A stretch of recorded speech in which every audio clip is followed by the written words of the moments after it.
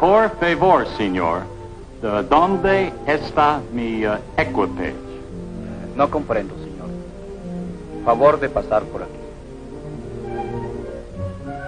I was so sure I'd learned the right pronunciation.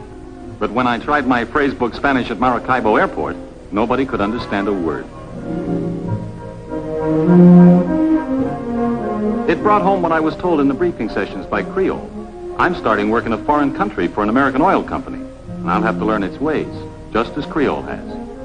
We each represent the United States here, in the eyes of the Venezuelans. My baggage was at customs, as I should have known, and my English got me through. Then the language problem ended for the moment. Creole had sent another American engineer up from the oil fields to meet me and show me around before I report at the engineering office.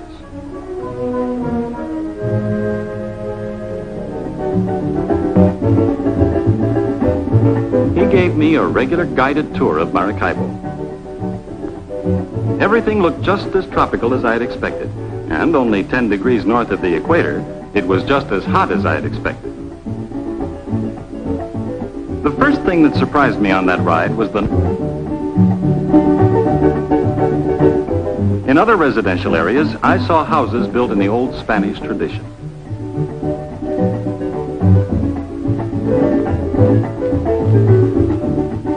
Then came the new again, huge modern apartment buildings.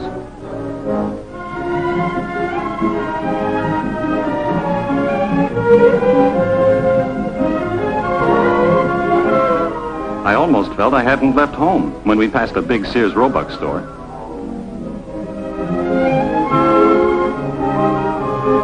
Another familiar sight was a used car lot, full of American autos.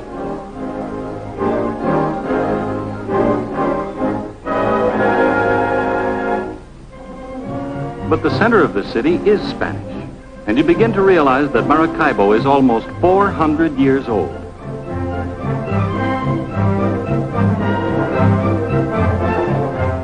The narrow downtown streets along which we drove were once invaded by Morgan's pirate raiders.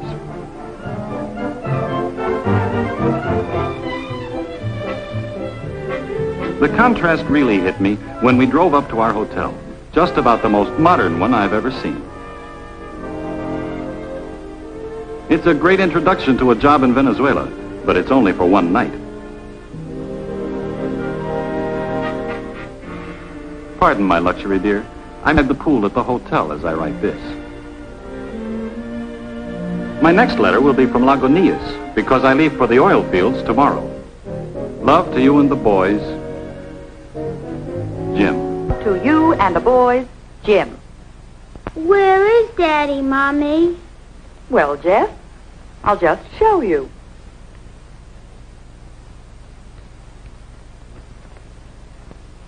We're here in the United States. And Daddy is down here in Venezuela. He wrote the letter from Maracaibo. But by now he's down here where the Lake Maracaibo oil fields are. That's where Daddy is working, Jeff. And when he finds a place for us to live, we're going down there too. Dear Anne, well, here I am at Lagunitas in the oil fields. My trip from Maracaibo started with a ferry ride across the neck of the lake, near the entrance from the Caribbean.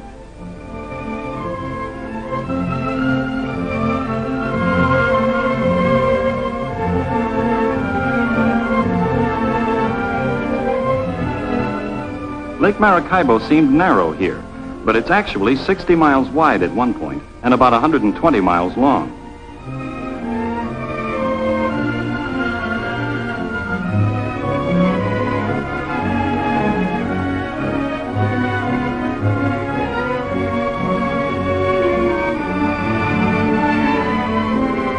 After leaving the ferry, the drive to Lagunitas took about an hour, most of it along a road built by Creole and the other oil companies back in the 30s.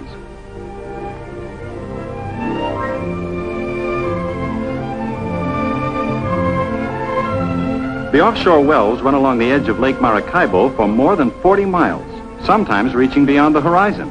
It's quite a sight. But the most thrilling sight to me was my first view of our new home, Lagunitas, right on the lakeshore. It's both a community and an industrial center.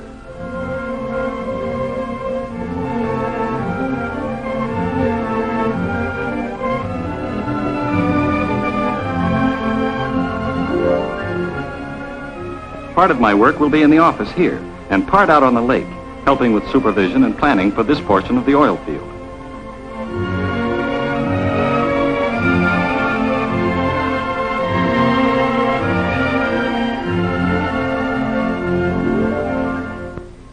I started meeting people the moment we arrived.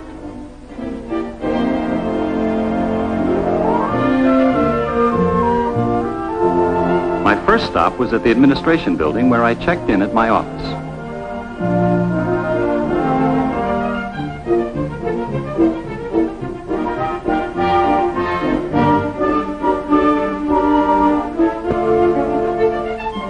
My boss, the district petroleum engineer, is a young fellow. They give responsibility early here. I found that the engineering staff is both Venezuelan and American, or North American as they say here.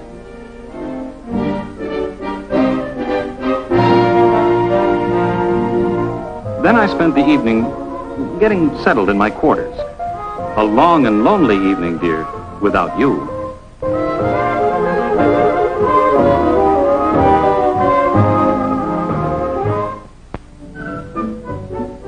The next day, I was taken out on the lake to see the field procedures. Before that day was over, I felt as though I were back in the Navy.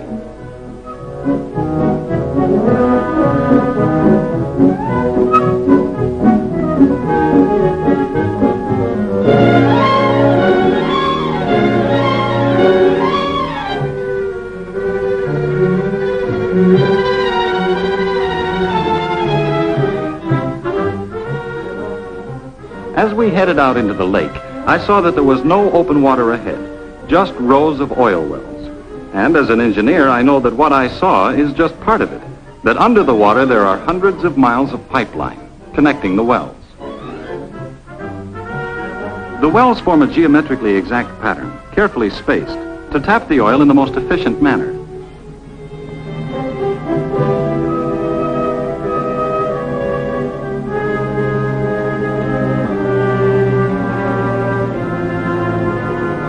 Creole and the Venezuelan government work together to make sure that the field is planned for the best long-term utilization of the country's oil resources. For example, a careful check is kept on the pressure of the gas, which forces most of the oil to the surface without pumping.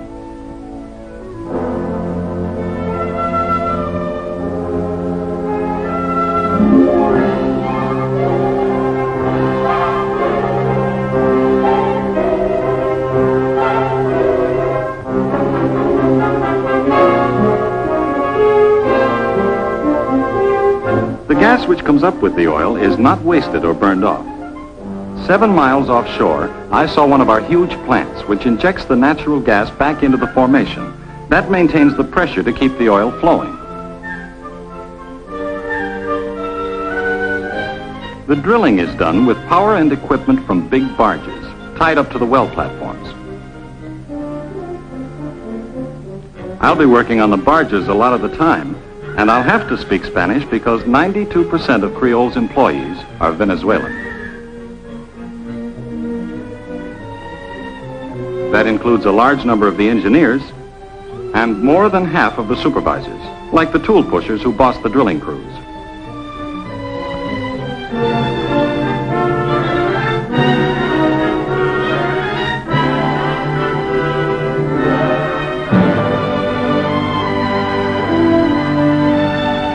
Practically all the skilled workers are Venezuelan, and with their housing and other benefits, they receive about as much as men doing identical jobs in the United States.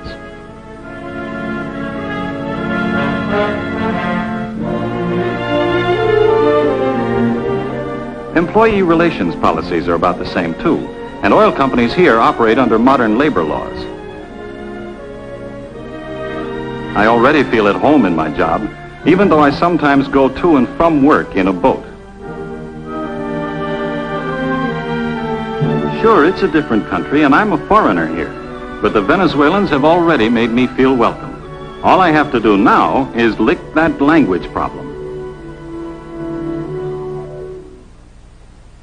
Dear Anne and the boys, here's the latest news on our house. I've been looking over all the staff houses, and my favorite is the kind built high off the ground to let the breeze under, and incidentally provide a wonderful open-air playroom. They're completely shuttered with aluminum to keep out the daytime heat. I saw the interior of one house on Sunday when a Venezuelan employee invited me over. He's being transferred to a better job at Creole headquarters in Caracas, and I hope to get the house. His wife showed me all through.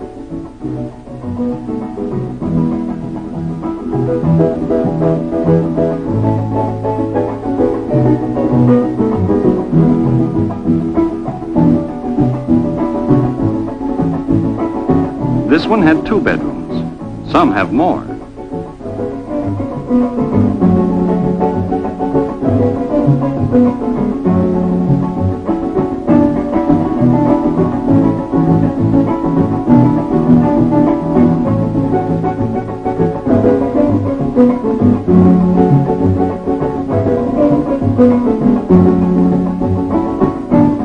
I was pretty happy about the possibility, but it didn't work out. As luck would have it, the house has been assigned to another family who've been waiting some time, meanwhile living in one of the Quonset huts. And so that's how we happen to be moving into their Quonset hut on October 1st. I rushed right over to see it.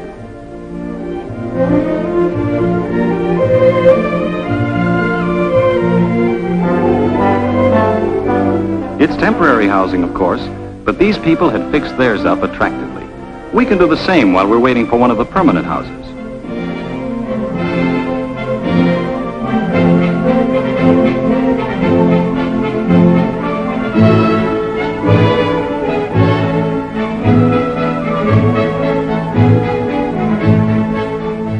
We'll need just about everything we have at home, except the kitchen sink. So you better start packing.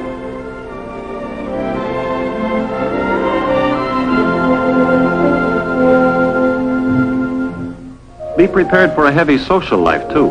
Everything from bridge parties at home to sports at the club.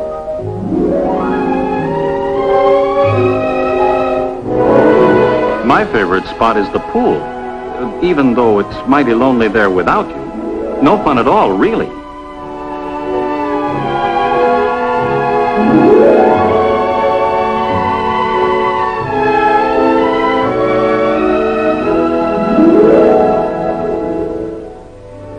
You asked about medical care.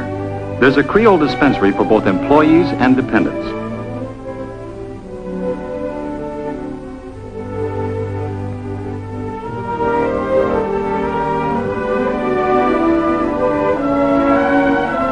I've looked over the school, too. It's also maintained by the company. The principal is a North American, but education is in both English and Spanish. They try to make all the children bilingual. And Jeff will start learning Spanish in the 1st grade. Mike, ¿qué hacen los niños? Los niños juegan. ¿Dónde juegan los niños? Los niños juegan en el patio. Shirley, ¿con quién juegan los niños? Los niños jueguen con el amigos y el perro. Those kids made me feel a little ashamed of my Spanish, or lack of it. Everything I've described is inside the oil camp. But Creole is now trying to get away from the old idea of a company camp. Eventually, they want their people to live in regular towns, where that's possible. I saw some results of this new policy when I visited Creole's refinery at Amway recently. We drove through the residential area, where many of the homes were built by private contractors, partially financed by the company. The houses are sold or rented to anyone, not just Creole employees. The worker is even helped with his down payment if he needs it. But after that, he and his family are on their own, just as in the United States.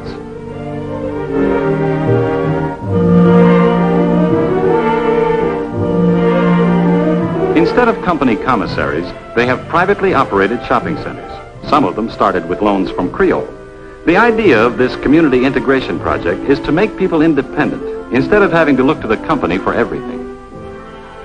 It's an interesting new development. And speaking of new developments, Anne, I'm being sent for a month's study of Spanish in Caracas. That's where I'll be writing from next. I traveled to Caracas by air, of course, landing at Maiquetía, right on the shore of the Caribbean. Then we started up through the mountains on one of the most remarkable highways in the world, the Autopista.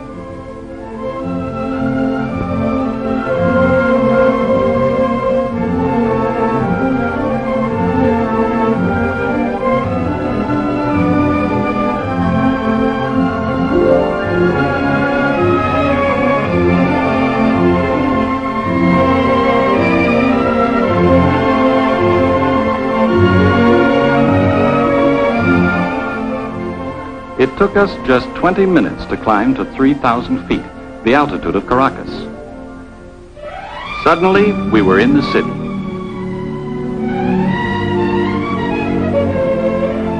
It's laid along a narrow valley just behind the coastal mountains.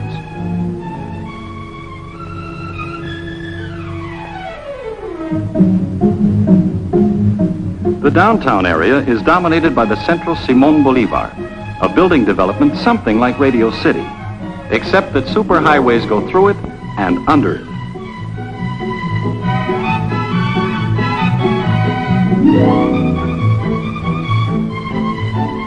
I had the driver take me for a ride around the city.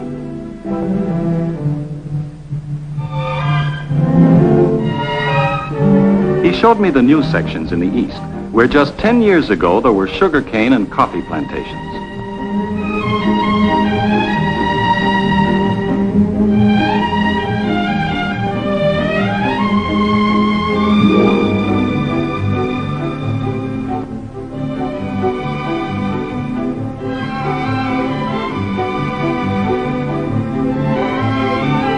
They use a tremendous amount of color on the buildings, sometimes just to vary pattern.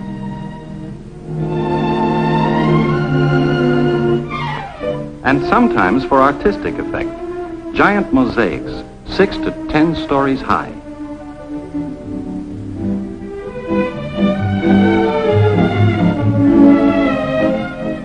Some of the residential areas are almost futuristic. But others are so quiet and tranquil that you seem to be in another world.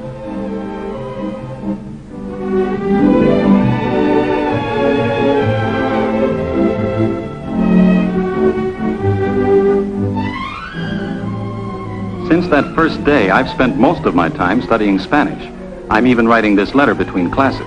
But tomorrow is Sunday, and I expect to see more of the city. I've told you how modern much of Caracas is. Well, if the rest of the place is modern, they'll have to coin a new word for University City. Believe me, this is no ivy-covered campus. University City is one of the impressive sights of Caracas, another example of the prosperity oil has helped to bring to Venezuela.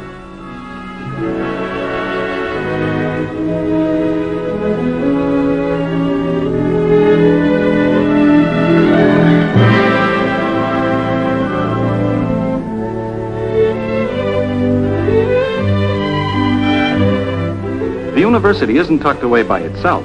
It's part of the city, and it provides the city with many things, from medical care to a beautiful stadium for soccer and track, and another for baseball.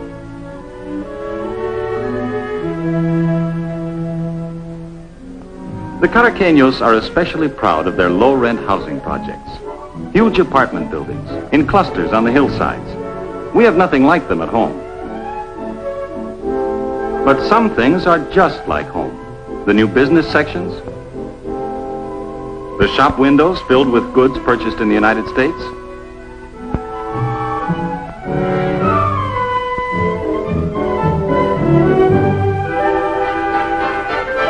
and the familiar look of all the American cars, not to mention the traffic.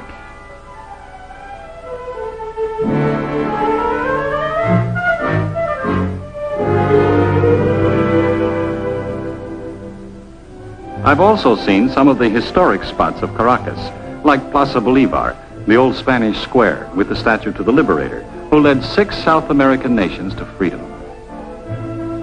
And Casa Natal, the birthplace and home of Simón Bolívar. The old colonial house is now a museum of Venezuelan history.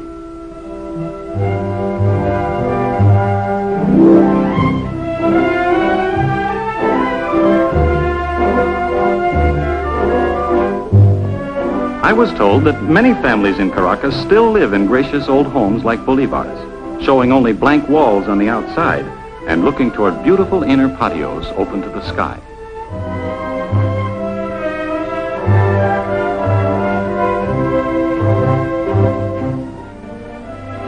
My Caracas life, for most of the past month, has centered on just one building, the Spanish School.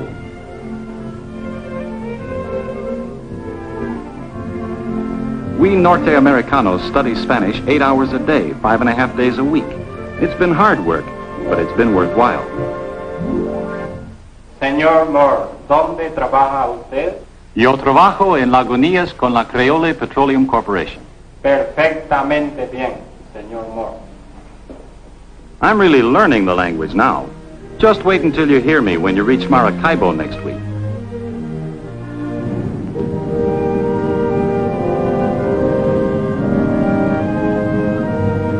Atención, por favor. La línea aeropostal venezolana anuncia la llegada del vuelo número 201 procedente de Miami. LAV, the Venezuelan airline, announces the arrival of flight 201 from Miami.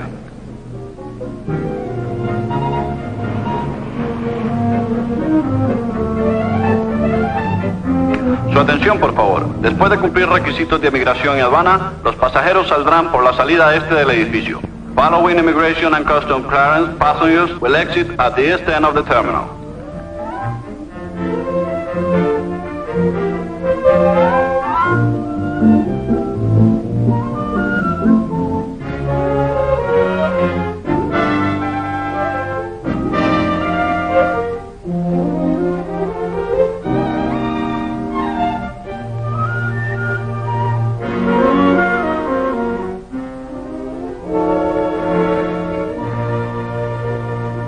Is this all? No, we have 2 more bags. Tenemos más equipaje. Wait, Jim. Tenemos 2 maletas más. Una grande y una pequeña. La pequeña es mía. Oh, no. We've been studying Spanish too. Well, that's how it goes. You work hard to impress your family, and they end up telling the porter what luggage he has to find. It's good to have them here, though, and I'm looking forward to a good life with them during this assignment in Venezuela.